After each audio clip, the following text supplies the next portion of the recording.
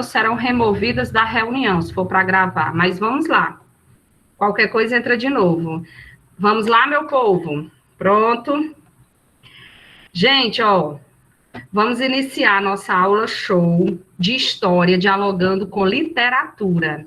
E eu quero que vocês recebam com muito carinho esse cara, que é top, é fera em literatura, e que vai dar uma grande contribuição, vai somar muito, né? Tinha gente, Zezinho, esperando que fosse o Wesley Safadão, Xande do Avião, tu acredita? Eu disse que era melhor, né? Fazia mais sucesso entre nós, que é o nosso, né, grande parceiro, amigo, companheiro, professor Zezinho. Tá certo, gente? Vamos agradecer aí a ele pela disponibilidade, plena sexta-feira pela manhã, já teve tantas aulas com esses meninos, né, Zezinho?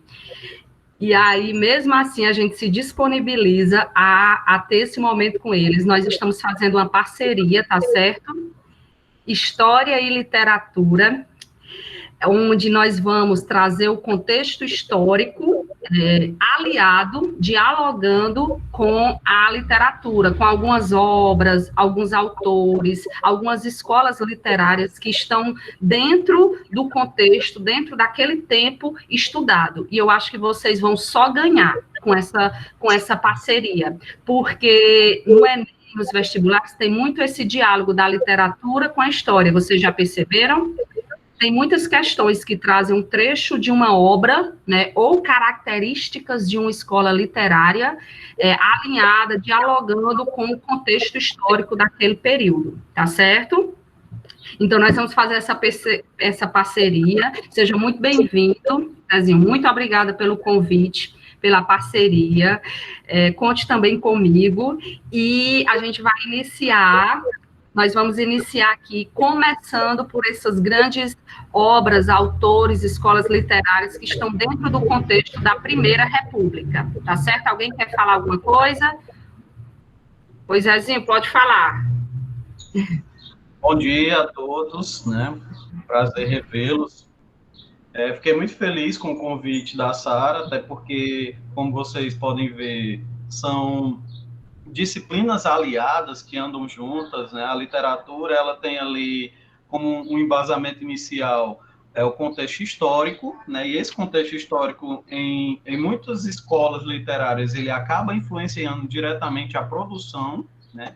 E aí nós vamos ter justamente nesse período que na literatura ainda não se constitui uma escola literária, né? No século XX, que é o pré-modernismo, representantes, né, e figuras importantes para esse período que a Sara falou aí da Primeira República, né? Sara, essa Primeira República é a República Velha, é isso? Só que... Ai, deixa eu voltar aqui. Sim, Zezinho, só que nós historiadores, né, não costumamos chamar de República Velha, porque é um rótulo, um estereótipo que foi dado justamente na era Vargas, quando Vargas instaurou o Estado Novo, ele chamou a Primeira República de velha, como se fosse algo atrasado, né, e tudo mais. E aí a gente chama de Primeira República, mas que popularmente, vulgarmente, ficou conhecida como República Velha. Porque eu estou falando isso porque os próprios materiais didáticos, né, ele usa essa expressão.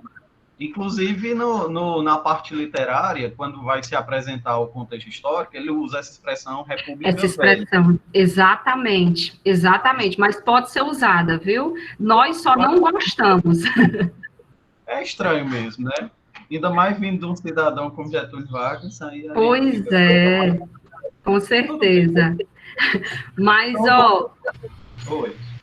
Zezinho e os terceiros anos, né? Essa participação e essas contribuições que ele vai dar só aqui no início, tá certo? Eu deixei justamente a participação dele no início, porque depois nós temos que mergulhar mesmo, aprofundar aí na história pura, né? Pura mesmo. Mas para vocês entenderem esse diálogo, essa ligação da história com a literatura, que é muito intrínseca, tá certo? Não venha dizer que você consegue separar, porque eu acho que é uma soma muito necessária e muito válida para que você entenda o todo. Você não entenda só a parte, mas você entenda o contexto histórico, político, social, literário, econômico, e aí quando você dialoga, você passa a entender algumas características, por que aquela obra foi escrita, né, daquela forma, por que aborda tanto a exclusão social, por exemplo, né? Por que aborda tanto a política, que a gente vê em muitas obras. Então, nós vamos trazer algumas, tá certo? Vocês também podem participar, porque eles já estudaram, não foi, Zezinho? O pré-modernismo. Eles estudaram no começo do ano, aulas presenciais ainda, e saudade. Estudaram, acho que foi o primeiro conteúdo que eles viram esse ano, né? Foi o pré-modernismo. E o pré-modernismo, ele contextualiza justamente não só esses autores, mas ele pega o período da Primeira República. Eu vou adotar essa expressão também, Sara, Primeira República. É boa. Como a Sara disse, né, tá muito alinhada a literatura e a história. E eu posso dizer, principalmente nesse período, no final do século XIX para o início do século XX, a literatura, cada vez mais, ela se influencia, né, ela se deixa levar para o contexto histórico, né? O pré-modernismo, nós vamos ver obras que vão retratar contexto histórico da época, a começar aí, né, pelo século Euclides da Cunha, né? Aqui, a Sara colocou aí uma obra, que é o Cortiço, né? O Cortiço. Só para citar, né, Zezinho? O Cortiço, ele foi publicado em 1890. No Brasil, ali, a gente ainda estava assim, no período da questão da escravidão, né? Do fim da escravidão. E a obra que marca esse período, que é chamada de Mulato, ela dá início a uma nova estética literária, que é o naturalismo. O naturalismo, ele surge em 1881, né, juntamente com o realismo. Não sei se vocês lembram dessa informação. O naturalismo e o realismo, eles surgiram no mesmo ano, né? No caso do realismo, Memórias Póstumas de Brás Cubas com Machado de Assis. No caso do naturalismo, o Mulato, do Aloysio Azevedo, né? Esta obra, o Mulato, ela vai abordar justamente essa questão ele faz uma crítica, porque esse período a literatura estava muito centrada na crítica, seja na crítica social, seja na crítica individual do ser, né, o comportamento humano, e aí nós vamos ter a abordagem da questão da escravidão, nós vamos ter a questão esqueci, tem um padre, né, que vai abordar a questão religiosa, o império da religião que ainda existia nesse período. Então, nós vamos ter um olhar crítico relacionado, naturalmente, a um contexto social. Aloysio Azevedo é a figura mais importante do naturalismo, até porque foi ele o introdutor do naturalismo no Brasil, né? Ele vai abordar temáticas, como eu citei, a questão das mazelas sociais, né? Ele vai abordar a abolição da escravidão, né, a instalação da república, não é, Zezinho? Que é muito importante para eles, que estão estudando justamente essa primeira república, esse nascimento dessa república, conhecer a obra desse cara. E esses resquícios de república, né, de defesa de uma nova forma de governo, né, por assim dizer, ela está muito atrelada a essas obras, desde o Machado de Assis, né, até aí a fase pré-modernista, né? Mais à frente a gente vai ver que os escritores eles não vão mais seguir essa linha do República, né? Da manifestação. Mas isso aí a gente vai ver mais à frente, quando a gente for estudar, por exemplo, a segunda fase modernista e a terceira fase modernista. Que aí eles vão fazer muitas críticas, né, Zezinho? Uma vez que a gente sabe que essa república não foi feita para o povo e pelo povo, né? E aí eles vão ver toda a exclusão. O Aloysio Azevedo era justamente um crítico, né? Já próximo ao fim dessa república, ele enxergou essas situações e ele era um crítico, né? Da república em si. Né? Na visão dele, ele tinha uma ideia de que a república ia ser feita para todos, né? Quando, na verdade, ela favorecia aí os mais ricos, o que não é muito diferente da política de hoje, né? Verdade. Essa questão né, também é abordada, por exemplo, no Tem gente querendo entrar. Quaresma, né, que a gente vai ver aí mais à frente. Em Exato. relação ao Azevedo, essas informações, Sara, se você quiser passar aí. Tá ótimo. Pronto. Eu queria só que fosse, muito obrigada, Zezinho, só que relembrasse a eles realmente essas principais características, né, desses autores, dessas escolas literárias, e que elas estão aí casadas com o contexto histórico, com o contexto político e social da época. Então, não tem como separar. Não dá para você estudar separadamente, pura, né? É um complemento, né? Exatamente. Quando você estuda em escola literária e você não tem um embasamento histórico, a escola fica meio perdida, né? Da mesma forma, quando você estuda história, quando se menciona uma obra literária, se você não tem esse conhecimento das características do período, da própria proposta da escola literária, você também fica perdido. Então, é interessante que haja essa ligação. Olha aí, meu povo. Meu povo, vocês estão... Verdade, meu povo, vocês estão entendendo aí a importância desse diálogo? Digam aí, porque assim, por mais que, tipo, eu gosto de literatura, mas não gosto de história, ou gosto de história e não gosto de literatura, tem gente, né? Tem doido para tudo. Então, deixa eu voltar aqui. Então, é só para que você saiba que você precisa ter esse conhecimento holístico, inclusive, né? Mais amplo nessas duas esferas. Tá dando interferência, né? Mas, Zezinho, só para mostrar a praticidade, a prática, a realidade, como realmente isso aqui cai, né, no Enem, nos vestibulares, como o Enem adora fazer essa ligação entre a literatura e a história. Essa questão foi de história, Enem 2011. Sara, eu estava vendo essa questão, achei interessante, porque ela é de história, né? Você disse, ela foi cobrada em história, ela aborda um trecho de uma obra literária, mas ela também se encaixaria perfeitamente na disciplina de arte. Arte, né? Porque ela vai abordar aí a questão do ritmo, da música. Né? Então, o Enem ele tem muito isso, né? Ele tem muitas questões em que ele intertextualiza as disciplinas, né? Aí é um exemplo, né? De uma única questão, a gente enxergar 3 disciplinas nela, a arte, a literatura e a história. E aí vai cobrar do aluno esse conhecimento amplo, né? De todas essas disciplinas. Quem já leu Cortiça, ou quem conhece? Vamos lá, galera. Eles estão dizendo que sim? Não, conhece não. Não conhecem, né? Conhecem, mas provavelmente talvez não tenham lido. Alguns devem ter lido. Eu li na faculdade, lembro algumas coisas ainda do Cortiça.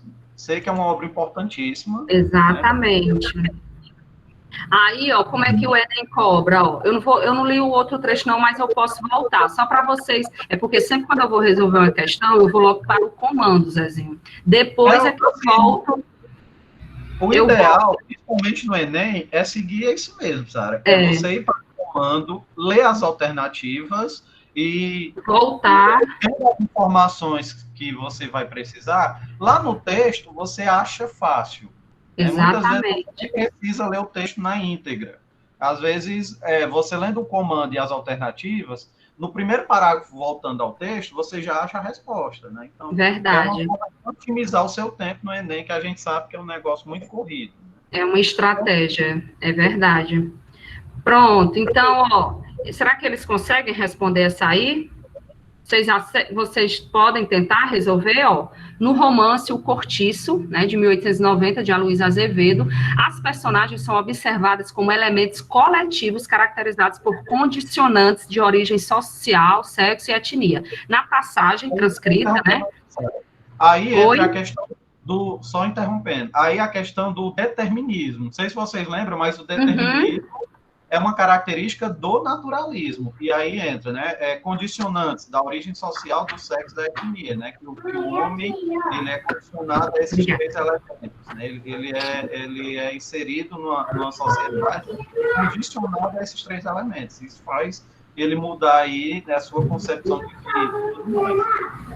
Pode continuar. Exatamente, perfeito. Aí já deu todos os indícios, né, para responder. Ó. Na passagem transcrita, o confronto entre brasileiros e portugueses revela prevalência do elemento brasileiro, pois. Aí a letra A. Ó. Ai, meu Deus, perdão. Vai, Mari. Pode ir, tá lá no sofá. Letra A, destaca o nome de personagens brasileiras e omite o de personagens portuguesas. B, exalta a força do cenário natural brasileiro e considera o do português inexpressivo. C, mostra o poder envolvente da música brasileira que cala o fado português. E D, destaca o sentimentalismo brasileiro contrário à tristeza dos portugueses. E E, atribui aos brasileiros uma habilidade maior com instrumentos musicais. E aí, se você tiver um conhecimento, não precisa ser nem tão profundo, de algumas características, alguns elementos, justamente dessa escola literária, o naturalismo, você já consegue responder. Não é? Ou não? Vocês conseguem chutar? Alguém está respondendo, Zezinho? Dá para você eliminar algumas coisas, né? Dá. Mas aí eu acho que há uma necessidade de voltar no texto. Sim, verdade, perdão. Que você vai encontrar os indícios, né? Exatamente. Ó, vocês querem que eu leia ou vocês estão lendo?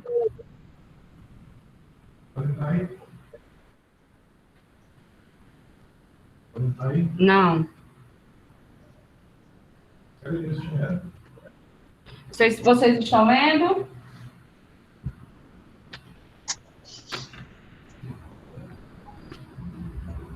Não, aqui não.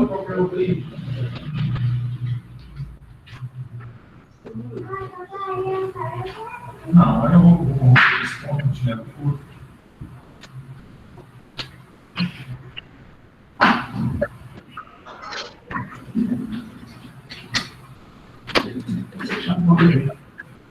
Deu certo?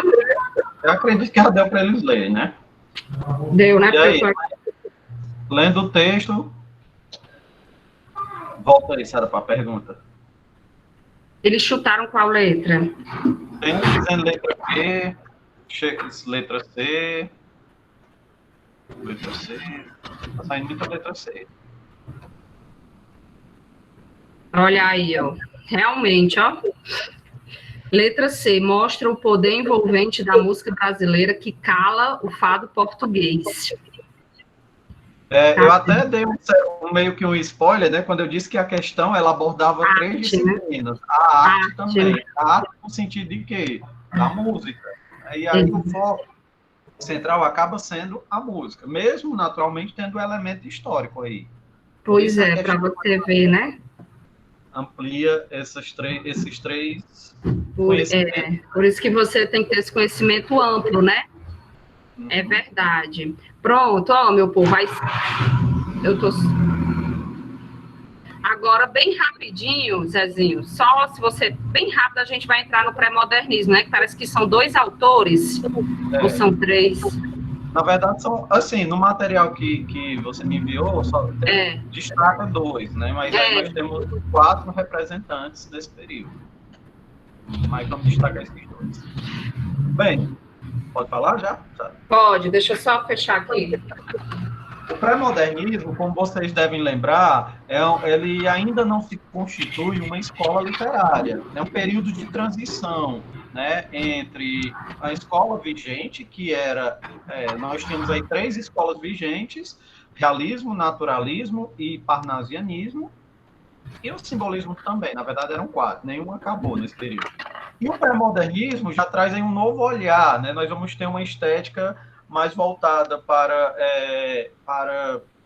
um novo conceito de literatura. Ele vai buscar aí, claro, que uma inspiração no naturalismo e no realismo, mas ele vai buscar de uma forma não só de criticar o âmbito social, como faziam as escolas anteriores, mas de fazer o leitor refletir sobre essas situações sociais, né? Nós vamos ter aí livros, obras em que eles vão mostrar mazelas sociais, seja a Guerra de Canudos, seja os problemas vivenciados no Rio de Janeiro, né, a questão dos próprios cortiços, o movimento das favelas. Então, essas temáticas, elas vão estar muito presentes no pré-modernismo. E o pré-modernismo, mais uma vez, mesmo não se constituindo em escola literária, ele tem a sua importância porque ele vai inspirar, né, e ele vai ser ali o elo de ligação para um novo conceito de literatura, que é o modernismo. Por isso é chamado de pré-modernismo. Há quem chame esse período também de neorrealismo, porque não deixa de ser uma nova forma de mostrar a realidade, muito além do olhar machadiano, né? E aí nós esse material que a Sara me mostrou, né, me mandou, nós temos dois representantes importantíssimos do pré-modernismo, que são o Lima Barreto e o Euclides da Cunha.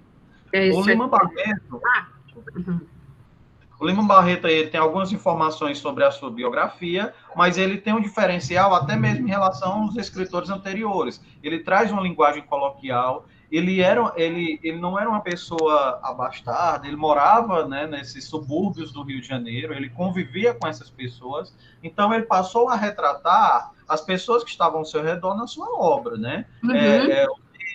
Ele passou a abordar temáticas que também não eram comuns na nossa literatura, como a questão do preconceito, né? Ele mesmo sofreu preconceito, porque ele era negro, né?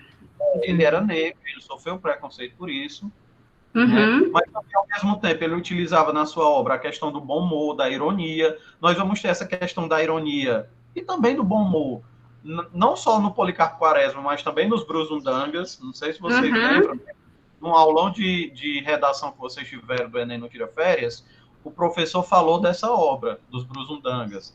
Os Brusundangas é uma sátira sobre o Brasil da época, só que ele usa outros nomes, né? A começar pelo nome do lugar, que é Brusundanga. Mas Brusundanga nada mais é do que um retrato do Brasil da época, né? Nós vamos ter uma sátira, né? Uma crítica a comportamentos que eram comuns no Brasil da época, ok? Aí ele fala um pouco...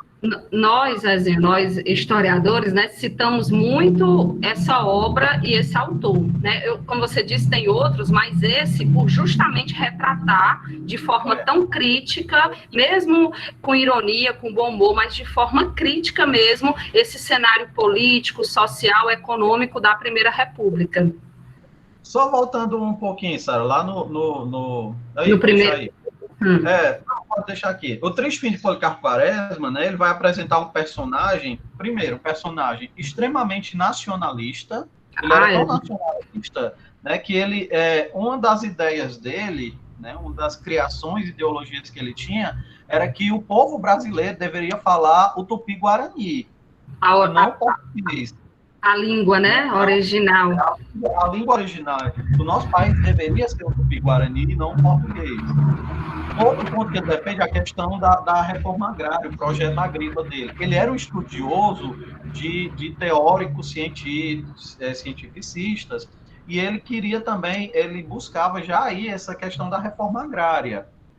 E um outro ponto que também entra, até mesmo a própria República, é que o personagem chegou a trabalhar com Floriano Peixoto, né? Ele trabalhava num cárcere, né? Ele era um dos representantes ali, figura importante nesse cárcere. E vocês lembram a República da Espada, né? Floriano Peixoto e Deodoro da Fonseca, que eles já estudaram também. Na época da Revolta da Armada, dos marinheiros? Sim, as revoltas. Na época dessa revolta, foram presos vários marinheiros. E o Policarpo Quaresma, ele não entendia porquê da prisão desses marinheiros, já que os marinheiros faziam parte dessa república. E ele ficou revoltado com isso. Ele chegou a escrever uma carta para o Floriano Peixoto, do qual era uma personalidade que ele idolatrava. Ele tinha um Floriano Peixoto como um ídolo. E aí ele se decepciona, né? Ele acabou se rebelando com isso, mandou essa carta para o Floriano Peixoto. Floriano Peixoto também não gostou nada disso e mandou prendê-lo. Por isso a obra traz isso aí, né? Esse Triste Fim de Policarpo Quaresma, porque em nada da sua vida ele foi feliz. Ele não foi feliz com a defesa do idioma, Ele queria, porque ele queria que o brasileiro falasse tupi-guarani, e isso não... E ele foi motivo de chacota por isso, porque não ia dar certo. Em relação à reforma agrária, as teorias que ele lia não se aplicaram às terras brasileiras, né? E mais uma decepção, mais uma tristeza. E, por fim, né, essa parceria que ele tinha com Floriano Peixoto, ele sofre essa decepção, e não só essa decepção, mas ele acaba sendo preso a mando do próprio Floriano Peixoto, e mais uma tristeza. Por isso a obra chama-se O Triste Fim de Policarpo Quaresma. Ó, Zezinho, e é tão interessante que também nos prova o caráter autoritário que foi essa república. Quando a gente lê essas obras, a gente percebe, né, de forma ali nos relatos, nos personagens e tudo mais, que havia esse autoritarismo eminente. Mesmo aqueles que defendiam, sofreram com esse tipo de autoritarismo, né? Mostra que não era popular, mostra que não era uma república popular. Então, você vai vendo as principais características da república dentro dessas obras e você vai saboreando, sem nem perceber que está estudando história, né? Você vai vendo as marcas, as características, o contexto, a partir desses personagens e dessas histórias. É muito interessante, meu povo. Não sei se vocês acham, mas eu acho. Assim, são obras, o que eu acho legal também, até de recomendar, que são obras extremamente finas, assim, curtas de se ler, caso alguém tenha interesse em ler, né? O Triste de Policarpo Quaresma, o próprio Os Brusundangas, eu li Os Brusundangas em 2 dias. São pequenos, né? Eu li quando eu fazia, acho que eu fazia o terceiro ano, porque cobrou no vestibular da UCA. Era uma obra que era muito cobrada em vestibular. Era clássica, né, na lista das... De URCA, de US, de UFC. E eu li, quando eu fazia o terceiro ano, e eu li recentemente, na época do aulão de redação, eu li em 2 dias. A Jaiane está lendo, não sei se ela já terminou. É uma obra muito curta, é bem interessante, porque é uma sátira, ele faz uma crítica. Você consegue enxergar o Brasil ali, só que em nenhum momento ele faz referência, né, a governo brasileiro, a representantes brasileiros. Ok? Pronto. Aí, show, Zezinho. Eles estão acompanhando, é porque eu não consigo ler o chatzinho, mas não sei se vocês estão gostando aí desse diálogo, dessa interação, se vocês estão entendendo a importância desses autores e dessas obras dentro desse contexto histórico que nós estamos estudando. O objetivo desse diálogo e dessa participação da literatura aqui é justamente para que vocês entendam de forma mais ampla esse contexto estudado. Tá dando retorno aqui, ó. Espera aí. Meu povo, eu quero saber se vocês concordam em que eu deixe as questões do Enem lá no Classroom, para vocês tentarem resolver, Zezinho, porque eu acho que não vai dar tempo, se a gente parar para resolver cada questão, não vai dar tempo explicar. E eu acho que esse momento é ansioso para a explicação, porque a gente não tem todo dia uma aula interdisciplinar entre história e literatura, né? Aí eu queria saber deles, olha aí se eles estão respondendo. Pode deixar. Pode deixar? Concordam, né? Para que a gente não perca tempo aqui. Pois deixa eu passar. Porque, pronto. Porque senão não vai dar tempo. É o último, acho que é o último, né, Zezinho? Sim. São aqueles que merecem o maior destaque. Claro que tem outros, né? Mas esses é o que cai muitas questões deles na prova de história, né? No Enem. Aí eu quis pegar eles pela importância. Eles foram também, nesse período, os que mais abordaram essa questão histórica. Não desmerecendo Monteiro Lobato, que chegou a falar. Monteiro Lobato também era desse período.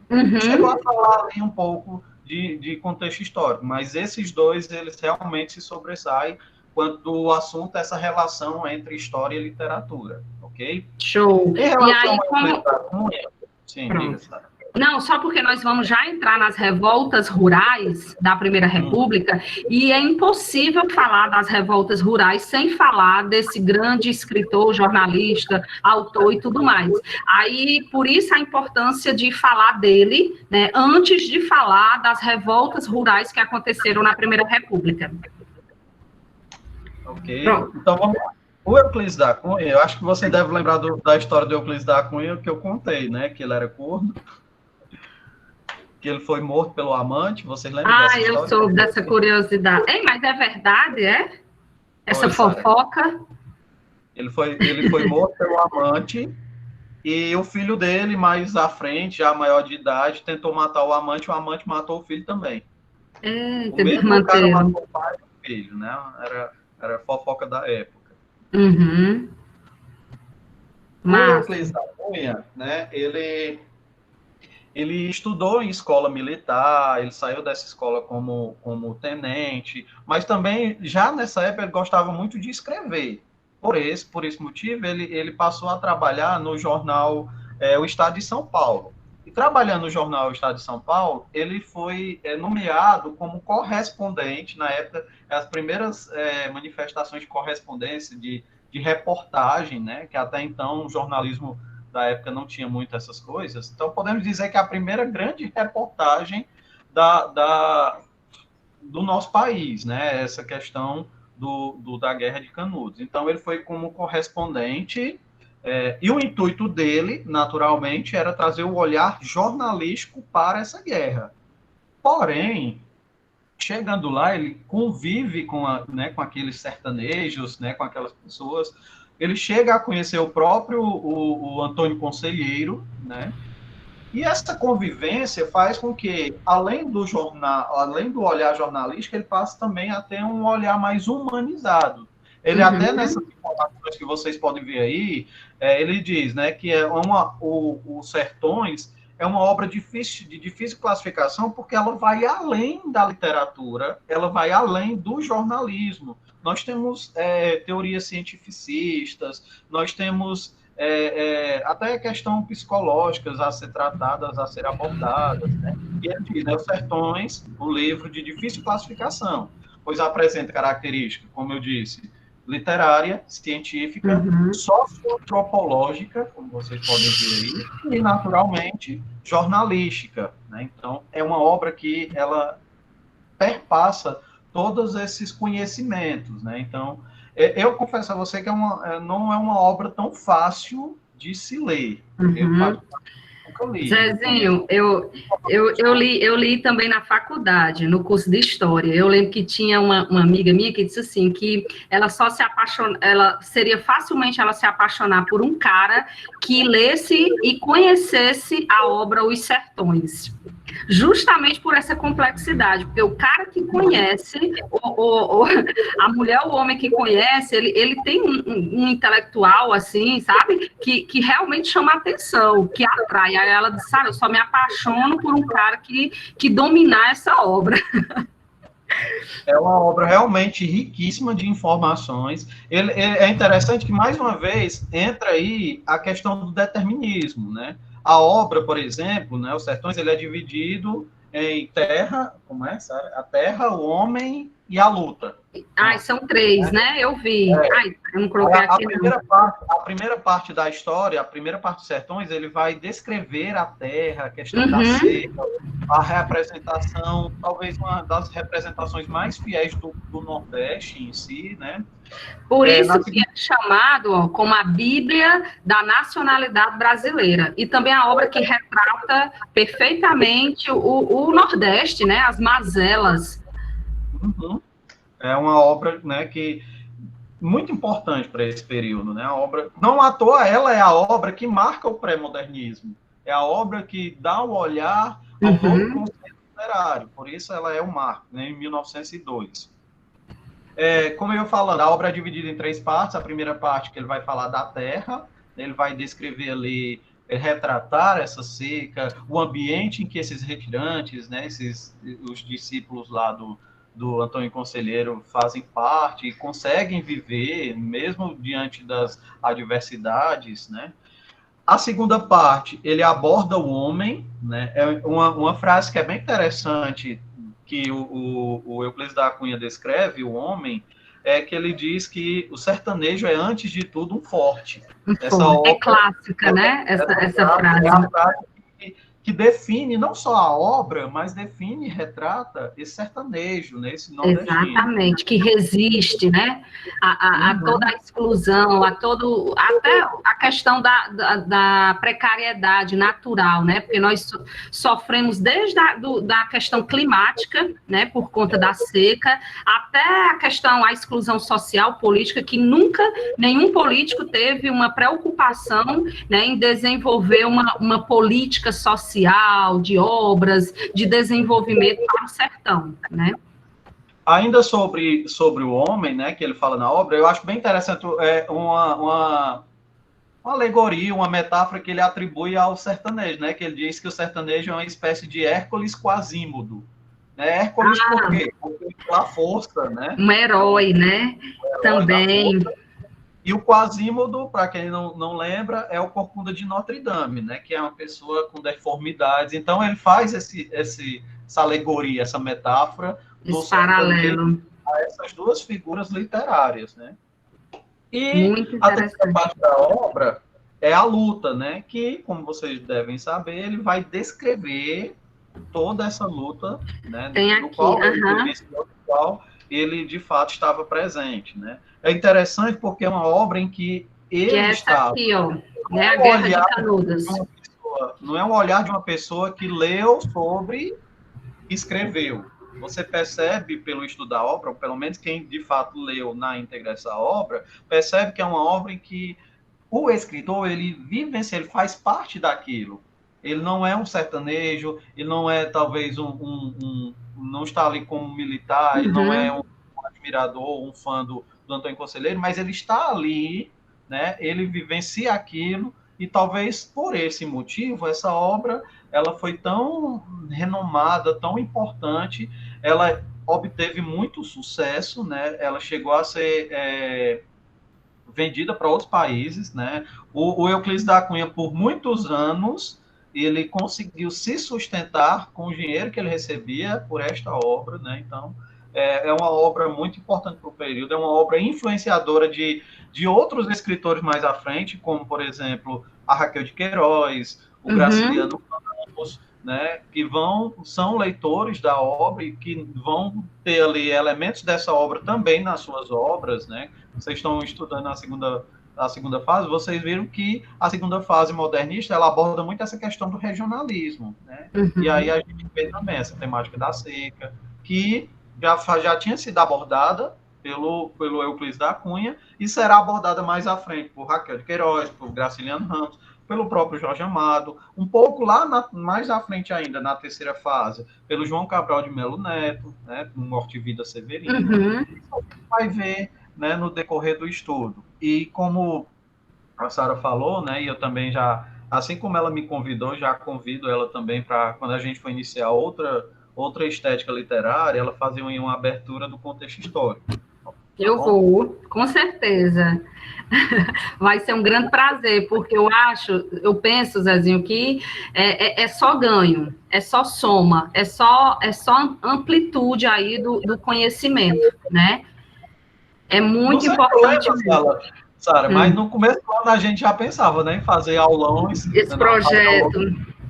Juntando aí as duas disciplinas, né? A gente já tinha isso em mente desde o começo do ano, né, antes desse caos. Mas a gente já tinha esses planos de fazer aulões, juntando aí as duas disciplinas. Até porque o Enem faz muito isso, né? Exatamente, a nossa preocupação é essa, meu povo, é preparar vocês, né, justamente para que vocês estejam prontos aí para responder essas questões que dialogam história com literatura ou literatura com história. E quando você quer e aceita, né, esse casamento aí, pode ter certeza que não vai ter traição, né, ninguém vai sair no prejuízo, vai ser só coisa boa. Vai ser diferente dos casamentos, né? Só coisa boa mesmo, viu? Pode ter certeza, só alegria. E eu quero assim, só agradecer de coração a Zezinho. Claro que tem muita coisa, ele tem muito conhecimento nessa área literária, né? Nós aqui somos leigos, sabemos superficialmente, até porque por exemplo, eu não tenho formação específica, né, em literatura, e por isso que é importante essa troca. Assim como o Zezinho não tem formação em história e não tem como ele se aprofundar, né? Eu posso também dar uma contribuição quando ele for falar do contexto histórico, dentro das escolas literárias, né? Por exemplo, é a terceira fase, Zezinho, do modernismo que eles vão ver agora. Deixa eu parar aqui a apresentação, que nós vamos entrar na Era Vargas, né? Na verdade, na segunda fase, ele já começa, né? Porque a Era Vargas vai de quê? 1930, né? Se eu não me engano. Começa em 1930. Com o golpe. A gente chama da Revolução, né? De 30. A segunda fase do modernismo, que é a que eles começaram quarta-feira agora, ela já começa, ela se dá justamente no ano de 1930, né? E nós vamos ter ali, eu até disse a eles que todos os escritores desse período foram, de uma certa forma, perseguidos pelo governo Vargas, né? Até porque todos eram adeptos do Partido Comunista, né? Então, o Vargas. E aí é interessante que se complemente com mais informações. Eu sei que alguns já têm até um embasamento, gostam muito de história, então já estudam um pouco além, mas é interessante que tenha esse complemento, né? Eu tenho as informações mais voltadas para o âmbito literário, que eles fazem algumas menções na biografia, mas, assim, mergulhar a fundo mesmo, só você mesmo para me ajudar.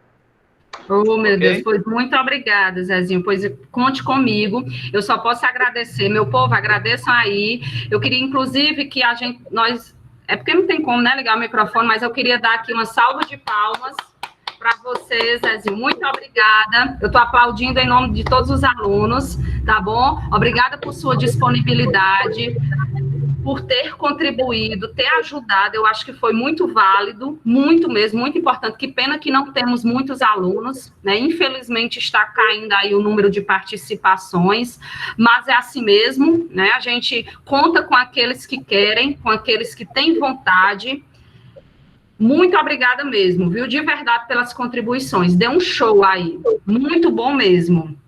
Eu também agradeço o convite. Para mim é sempre um prazer fazer essa intertextualidade, trabalhar com você, essa relação das disciplinas, que são muito ligadas, né?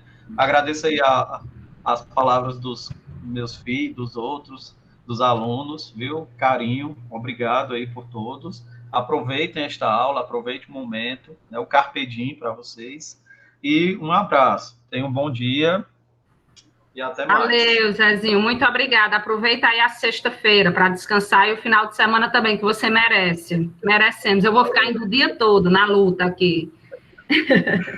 Meu povo, obrigada, Zezinho. Meu povo, vocês aguentam só mais um pouquinho?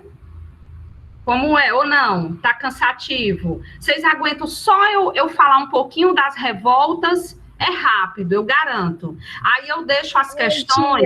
Oi, pode falar, Cecília. Bom dia! Desculpa, eu acabei de chegar, eu estava ali na casa da minha avó, lá estava sem internet. Mas só para perguntar mesmo, a aula gravada da senhora, a senhora vai colocar no Classroom, né? Eu vou salvar no YouTube e mandar o link, porque no Google Drive muita gente não está conseguindo ter acesso. Aí é melhor eu salvar no meu canal, um canal que eu criei, aí eu mando lá, não é melhor? Tá certo, tia, melhor. Muito obrigada. Desculpa aí o atraso. Sem problema. Ela é youtuber, Cecília, ela é youtuber, ela vai postar no YouTube.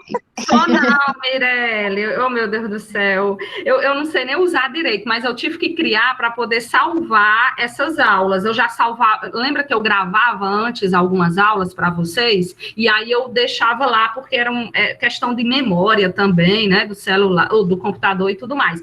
Mas, meu povo, eu entendo que tem muita gente sem internet, muita gente que mandou mensagem justificando, né, dados móveis que caiu e tudo mais.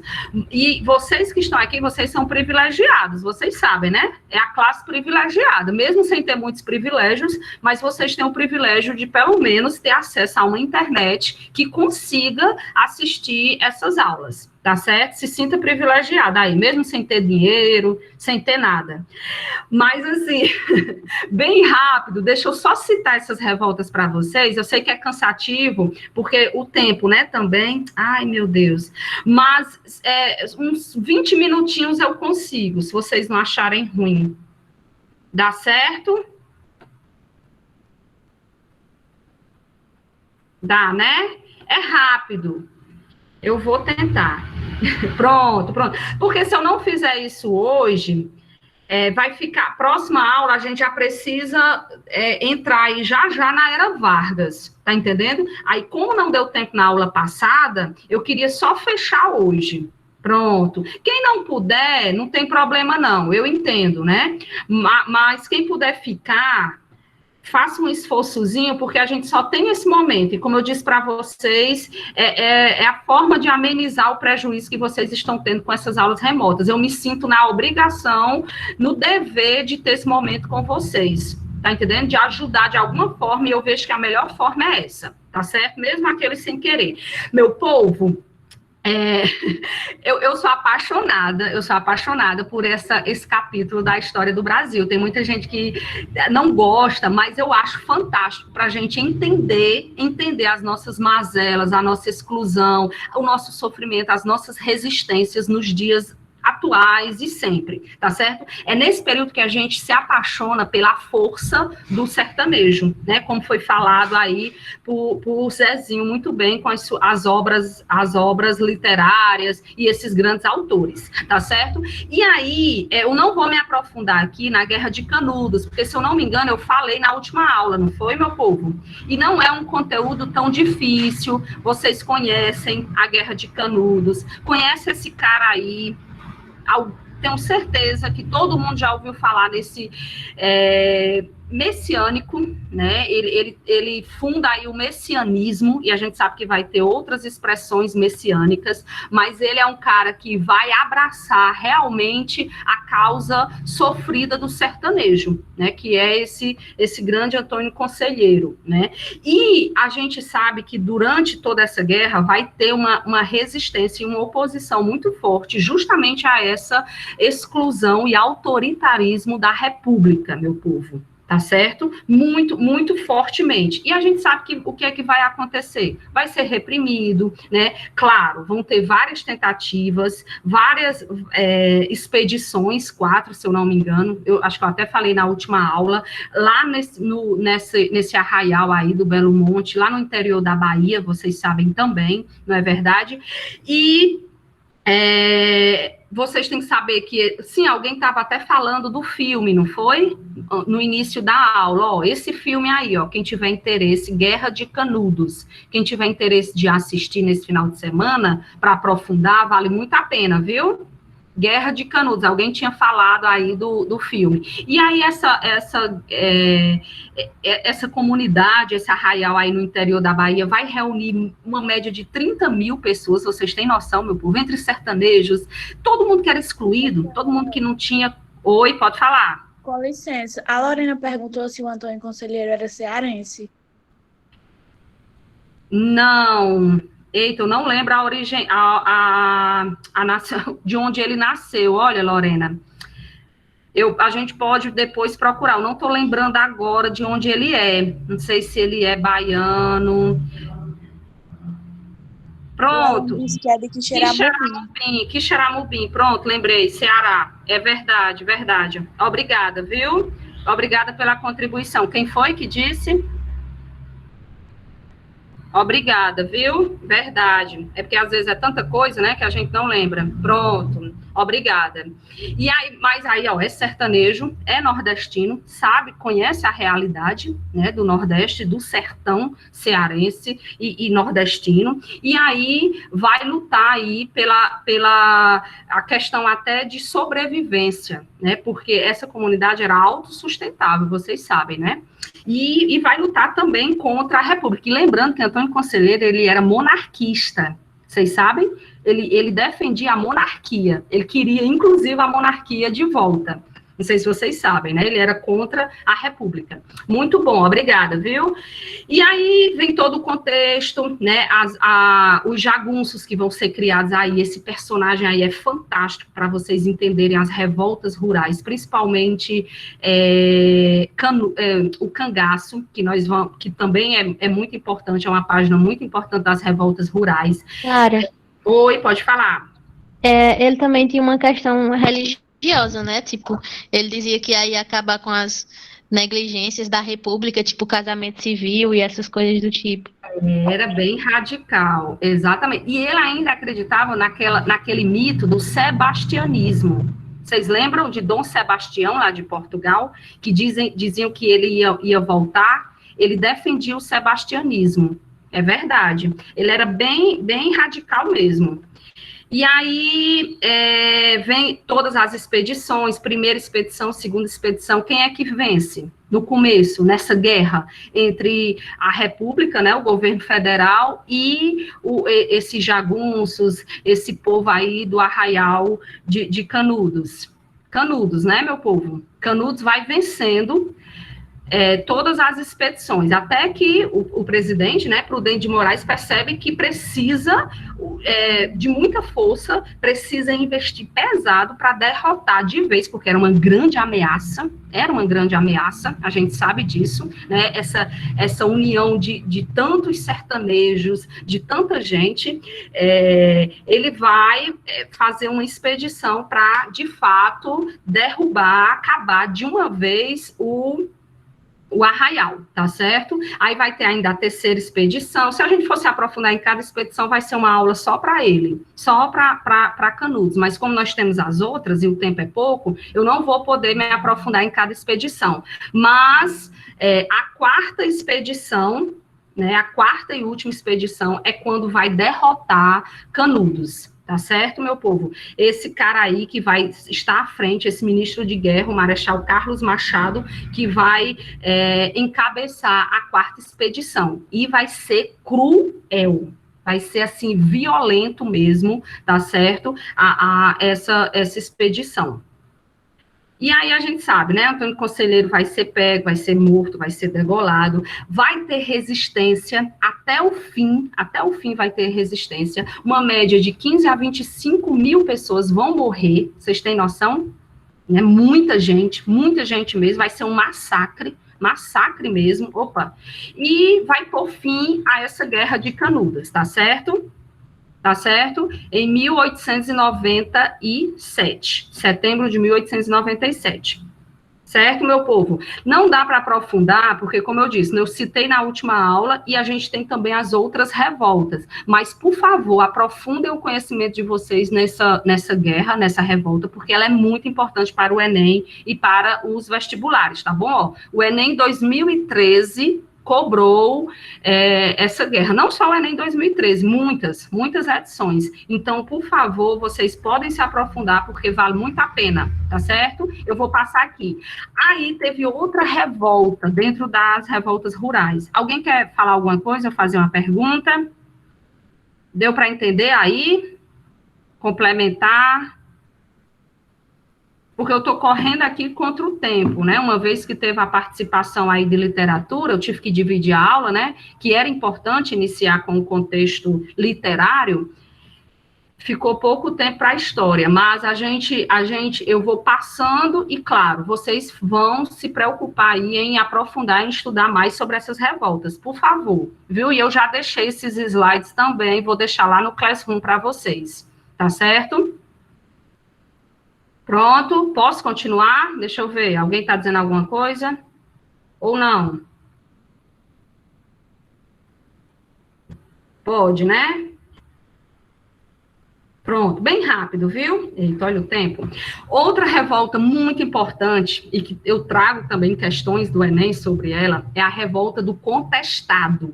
O nome já lembra o quê, meu povo? Contestação. Eu vou contestar algo, né? E, diferentemente, para que... Eu vi até questões dizendo que essas revoltas acontecem só no Nordeste. Não, né? Houve uma revolta aí em 1912, que foi até 1916, onde vai ser entre ali Paraná e Santa Catarina. Olha aí, parece com Canudos, por isso que é importante estudar as duas. Quando você estuda Canudos, não deixe contestado de lado, não. Estude também, porque assim como Canudos, contestado também vai ter líderes messiânicos. Essas revoltas, elas sempre vai ter um líder, um cabeça que traz um pouco da religiosidade, espiritualidade, né, até para atrair, justificar mais pessoas, atrair mais pessoas para participar, lutar por aquela causa. Então, vai ter também líderes messiânicos. Não sei se vocês já ouviram falar que tem todo um misticismo com essas duas personagens, esses dois monges, né, que vão surgir aí nessa região, que é o João Maria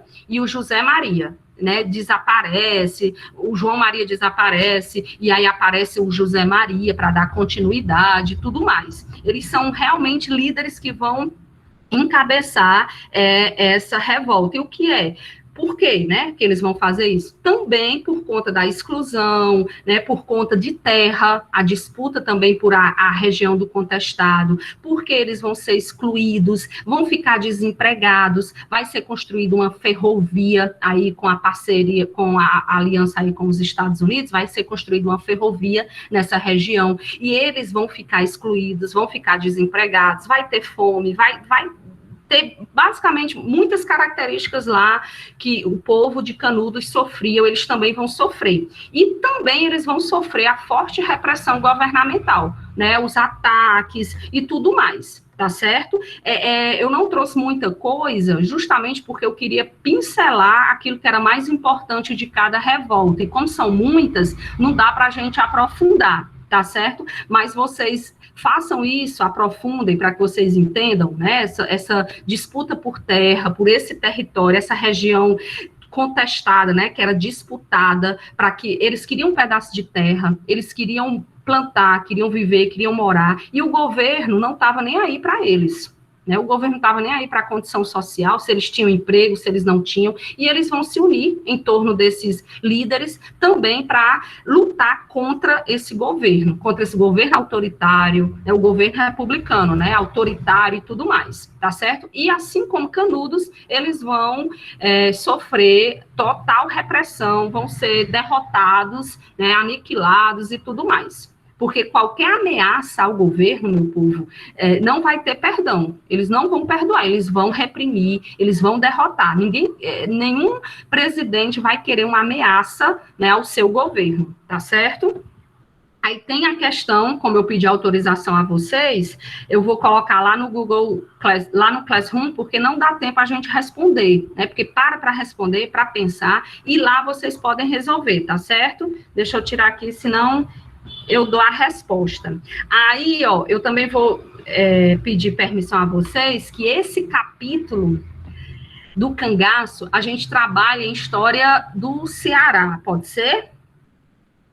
Tanto história do Ceará como história do Cariri, a sedição de Juazeiro e tudo mais, que eu vou trabalhar. Lembra que eu disse a vocês que nós teríamos um aulão só de história do Ceará e história do Cariri? Aí eu vou trabalhar com vocês o cangaço. Pode ser? Tá certo, tipo, o pessoal tá botando aqui no chat que dá certo. Tá certo? Pois muito obrigada aí pelo retorno, porque eu não consigo nem ver, nem ouvir. Parece que eu tô falando sozinha aqui para a tela do notebook. Muito obrigada, tá certo? Pois então eu deixo para a nossa próxima aula de História do Ceará falar de Lampião, né? Será que ele foi um herói ou um bandido? Né? Ele lutou contra quem? Qual era o objetivo do seu bando? E aí isso entra muito, dá para a gente trabalhar muito em história do Ceará, tá certo? Até Vargas, ó, que é o que nós vamos já estudar, a era Vargas, tá certo? Herói ou bandido e tudo mais. É muita coisa sobre o cangaço. Aí, ó, na aula passada, nós estudamos a revolta da vacina. Vocês lembram? Que entra já nas revoltas urbanas. A revolta da vacina. Vocês lembram, né? Que foi no governo de Rodrigues Alves, em 1904, né? Foi uma revolta contra a obrigatoriedade, né, da vacinação, sem uma campanha, lembrem disso, mas não foi somente contra isso, foi também contra o autoritarismo, o arbítrio, né, a questão da urbanização que estava tendo, a exclusão desse povo pobre, né? Então foi uma grande revolta, muito importante no governo de Rodrigues Alves. Né, e que foi reprimida também. Todas as revoltas foram violentamente reprimidas pelo governo, vocês têm que lembrar disso. Eu preciso falar da revolta da vacina, meu povo, ou tá claro? Tá clara a revolta da vacina? Alguém fale aí? Se alguém puder ler o que está sendo escrito aí no chat, me diga, que aí me ajuda, porque eu tenho que parar os slides. Tia, algumas pessoas estão dizendo assim, valeu, tia, e sim. Sim, valeu, pronto. Muito obrigada. Pois então, eu acho que está clara a revolta da vacina, porque eu acho que eu falei na última aula. Nós até resolvemos uma questão, não foi, meu povo, do Enem? uma ou foi duas questões, mas é só Foi que para... até a tia disse que não era a vacina, era a forma como ela era aplicada. Exatamente. A obrigatoriedade, né? Sem nenhum tipo de campanha, sem nenhum tipo de conscientização. E aí violava até os valores morais, porque invadiam as casas das pessoas para realizar a vacinação. Tinha até a questão dos costumes morais, por exemplo. O homem, ele não aceitava que a mulher levantasse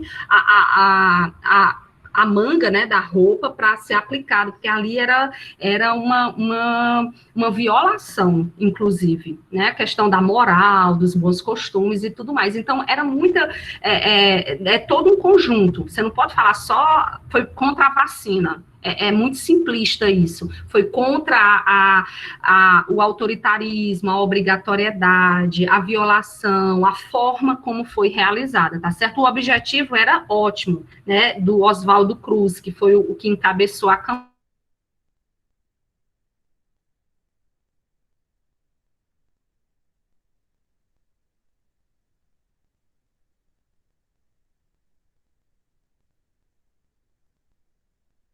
Alô, tia?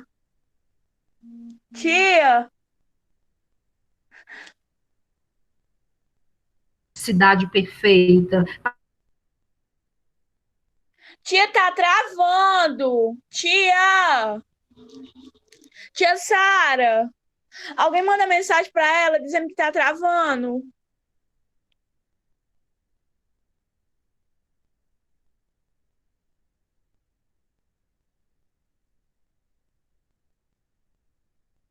Gente, travou mesmo, sério mesmo, sacanagem. E tá gravando, né? Que eu esqueci que tá gravando.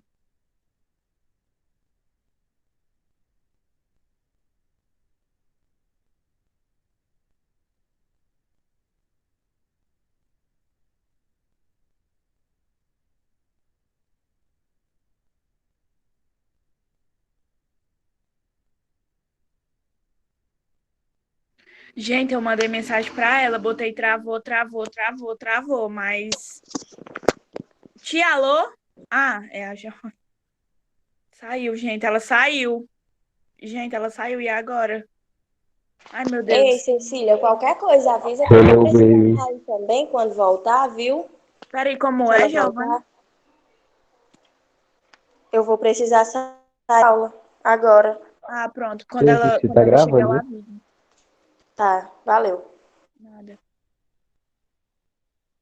Dallas. Só cena, não sei nada não, Caio. Ei, Matheus. Olá. Tudo bom? Oi, tudo bem? Pois é, eu também. Ei, Matheus, tá sendo gravado. Isso aí vai pro YouTube depois. Ixi. Tua mulher vê, Matheus. Como é o nome Ih, dela? peraí, parou, acabou.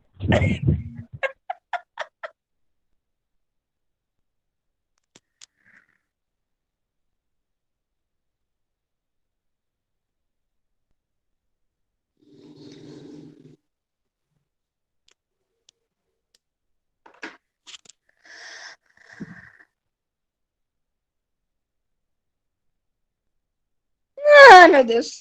Ei, Darliane. Alô, Carol. Oi, Cecília. Como é o nome da namorada do Matheus?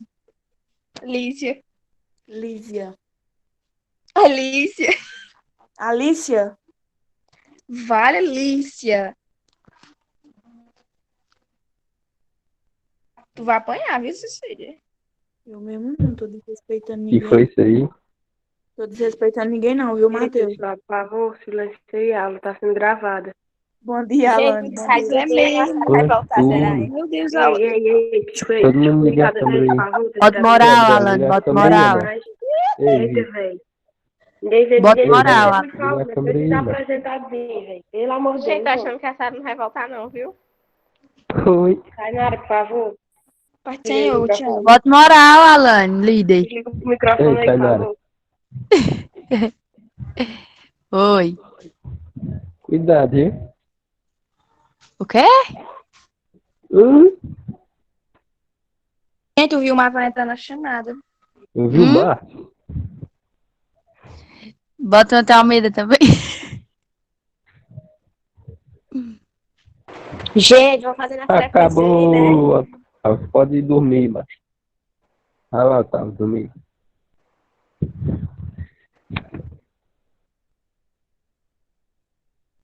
Ei, babá, mas tu vai aparecer agora, desligou o fone aí, desligou tudo. Tá bom, valeu. Emoção Terra no meio do mundo. Ei, gente, parece que a filha da tia Sara levou o celular dela pra assistir. Assistir Felipe Neto, agora que eu lembrei. Ai, Cecília, engraçada. E agora? Comendo d'água. Ei, Cecília. Ei, Oi, Cecília, vai ser o jeito tu falar aí. Tchau e se inscreve Ei, no o que foi canal aí. mesmo, hein? E Sim. nós A Carol estamos tá dizendo Parece aqui no que a PV que conexão dela sim. Tá caiu. dormindo, velho. Pelo amor de Deus. desdoada, Alan. Vai dormir, teu Ela com sono. voz de sono. Ela tá vindo, já, ela tá vindo. Mirella, tá. parece que Cecília, ela a caiu. frequência aí pra nós cair no mundo. A luz, daqui a pouco a luz tá Eita, eita, eita, eita. a luz entrou na sala de aula. Ei, Cecília. Pior que tá sendo gravado depois a Sara. Ai, eu tenho Festa, certeza que eles fizeram um Cecília. aulão entre eles. Será que ela Ficamos vai editar? debatendo. Já vai. Será que ela sabe editar? Como é? Bora, Alane, ensina aí.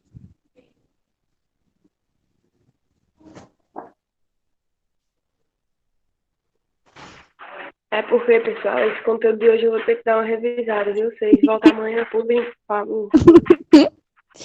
Foi então a Ana Carolina ensina, que ela sabe de tudo.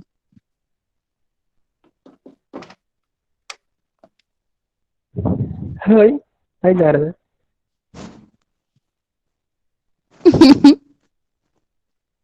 Como é? Ei, Alane. Oi. Ó, minha Cecília, chave. né? Eu vou te mostrar, viu, minha chave?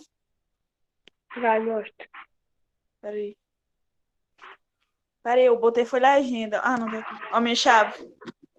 De rosa. Obrigada, Alane. Muito obrigada. Arrasou, bonito. Tem essa aqui é rosinha. Alan, viu, Matheus? Azul. Por favor. meio bosta. YouTube. Alô, galerinha do YouTube, deixa seu like, se inscreva no canal. E até o próximo vídeo. Inscreva-se no meu canal. Cala a boca, agora é eu. Siga-me no Tá Facebook. bom, pô, já tá tudo saindo.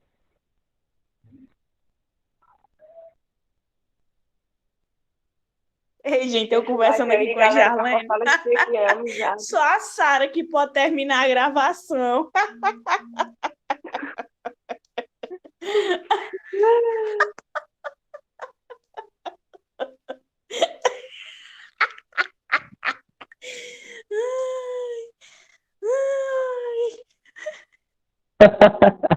Ele vai ficar gravando pra sempre. Ai, ai, ai, ai, ai, ai, ai, ai, ai. Ô, desmantelo. E nada da Sara. Gente, será que ela tá falando? Virou reality, galera. Imagina se ela tá falando até agora, hein? 4 Imagina horas. aí. A bichinha lá. Eita, vacilo, viu? É mesmo. Ela deve estar cuidando do almoço uma hora dessa. Que foi essa deve ter... Nem aí. E a Joana não dá lá chamada, não? Ei, Daniel, isso é tua, Tá, né, Joana, nós queremos estagiar. Tá gaiata, né, Alane? Só observa. E a Laniola? Ei, Matheus, mas tu tá ficando doido. Matheus, filho. É Manuela. Ô, Ô, Matheus. putaria. Salve, galerinha do YouTube. Alô, super produtiva aqui do Alfredo Nunes. Adoro. Ei, o povo pensa que os alunos do Alfredo Ei, não Alan. conseguem. Dorme na aula quando o professor sai. Ei, Ana Thaíde e a É Darlinha. que tu tá zoando aí, Alan. Oxente. Ana ei, menina, tá eu aí pensei que tu tava dormindo. frutuoso de Souza. Valeu, minha filha. Não, eu mesma não. Ei, gente. Ei, mas Darlene. cadê a Sara mesmo? Sem E zoeira. onde é que vê esse frutuoso, Mulher, parece que Caiu? a conexão dela caiu. Ninguém sabe, mulher. Tá Sim. todo mundo no mesmo barco aqui. Gente, vocês querem ver uma criança dormindo? Oba! Vai, mostra. Cadê Lete? Mostrei Maria Linda dormindo. E Ana Carolina só vai contar com presença quem ligar o microfone e mandar um salve, viu? Ana Carolina tá dormindo, macho. Mulher, cadê? Ana Caiu, onde é que vê esse frutuoso? Olha, oh, princesa emotiva. Peraí, Menezes, deixa eu ver. Pera aí, mulher, não tá aparecendo aqui não, viu? Tem que ligar o microfone pra subir teu nome. É mesmo? Liga o microfone, Peraí, Lete. Seu microfone também tá ligado? Eita, bonita. Vocês estão ouvindo também de menina? Tem menino tocando. Não. Boa pelada. É burro, velho.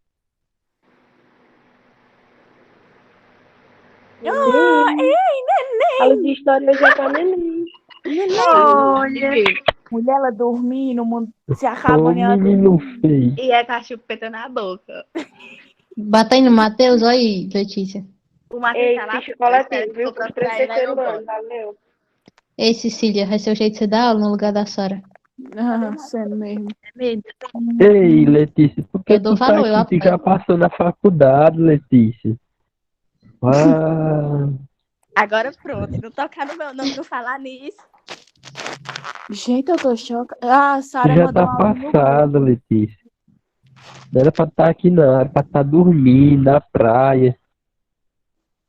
Tomando água Ei, de pessoal, coco. é isso então a aula de hoje, viu? Quem Minha assistiu, Nossa Senhora. muito obrigada, é nóis. Até a próxima sexta-feira, tem mais, viu? Valeu. Valeu, O que foi frutuoso. que ela mandou no áudio?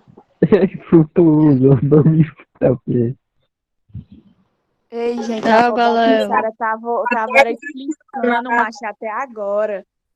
É mentira. É, né? Não sei se era É, massa demais, não, né? Thaís. Frutuoso. Ela disse Chega que da tava gosto. falando, aí disse que ninguém disse nada quando ela perguntou. Aí ela disse, não, aconteceu alguma Meu coisa. Deus, a bichinha. Tava Pô, falando, mas tá mas gravando até agora, mas será que tá gravando Mas, normal? Eu tava não sei assistindo se ela pode depois ser, de não sei feliz. como é que vai Aí, ser, até que ela entrar. depois de nada. Ei, agora se regravando, nós não te regravando ela aí é paia, viu? O bom é se ela não souber editar, né? Aí vai sair nós, né? Vamos buscar o pagado do YouTube. Oi, galera do YouTube. Me sigam lá no Instagram, pessoal. É Matheus Vixe, com falando 2A, um tracinho embaixo, aí tem Teixeira. É nóis. Pronto, só me chamar lá, viu? Rumo Matheus, sem cabelo sedoso. Ei, Natanael, bora sair todo mundo da Matheus, cabelo sedoso. Eita. Passando os produtos de Tainara Fernandes. Boa pergunta, Ana Beatriz, valeu pela participação. Ana Beatriz Oliveira Mendonça, se a Sara entrar agora, quem vai aceitar ela? Porque não era ela que estava aceitando? Valeu, garota, pela observação. Eis a dúvida. Vai dormir. O salão tá gaiado. Faz mais. Ela não vai voltar mais, não. Vai? É teu fazer. Vamos ver, vai voltar a dormir. Aquele que Nathan. desiste jamais terminou uma revolução. Já tá acabando a aula. Dá um salve aqui pra galera. Salve, Ei, meu Nathan. Martins Leite. Nathan. Ei, Nathan. Nathan. Tá, Ei, pra vocês. Nathan. Nathan. Ei, Nathan. Salve, Natália Santos. Nathan. Ei, Nathan. Nathan. Vitória Stephanie. A Lorena aí, a Lorena tá até agora, bicho, é Olha estourada. a Lorena se saltando. Liga o microfone, garota. Fala aqui com nós. Ela é dona da sala. Ela entra sem permissão. Arrasou, Micael. Empoderamento. Micael. Valeu, garoto. Empoderamento. Ah, bicho frio. Ai, calgaiado. Salve, Cida Duarte. É porque o tira 10. Jarlene Soares. Jennifer. Chegou atrasada. O nome já dela tá é- assim. O que é? Ximari. Ah, ui, um bicho. Um bicho. Ei, ó, Ah, eu na já casa dessa mulher. viu? Quem quiser Eu sair, quero pode sair. leite. Ei, virou bodega, né? Vamos fazer um Cala a boca, reizinho aqui, gente. nós. Ei, Né? Tutu. Lá da... Ei, tá Canaio agora. A Canaio. Carol Leonardo, vixe. Todo mundo saindo aí, pessoal. Vai todo mundo levar punição. Cala a boca, Ô, Jenny. Jenny. Oi, E Ana, ficou tá lá aí, Ana, tá aí, Ana, tá aí. terceiro ano, viu? Moral. Cala a boca, Carol. Fica calada, Jenny. Agora eu vou, viu? Tchau. Que foi, Cecília? Valeu. Bianca, presença ilustre aqui. Abigail. Não acredito, cadê os abriu o microfone? Ihu! Tá bom, Jenny. Tá bom por hoje. Ei, Jennifer, dá um papo. Cala a boca, Ei, Ana. fale baixo. Ei, fale baixo, por favor. Ô, neguinha, para de cobra. Mas eu tô todo errado no mundo da lua, no meu skate flutuante. Vejo O seus olhos sucesso dos paredões. mas eu tô todo errado. Ei, meu povo, é sério, eu vou sair, vou cuidar do almoço. A Sara já tá cuidando do almoço dela. Cuidado do almoço. Gente, só tem 25 participantes numa escola que tem Ei. 409. Aê, uhul! Meu povo do céu. Eita, vi. Deixa eu avisar. Aqui, bem animadinho, tia. Foi mal. Desculpa. Vale, meu. Não, você não sabe o que aconteceu. Cadê o povo para me avisar que voltou? Ai, meu Deus, espera aí, meu povo. Não, como é que pode? Tia, Que eu vou mandar aqui no grupo da sala. Um salve pra galerinha do YouTube. Bem rápido. Ó, deixa eu até parar, não tem condição não. Parar aqui, tem que interromper a gravação.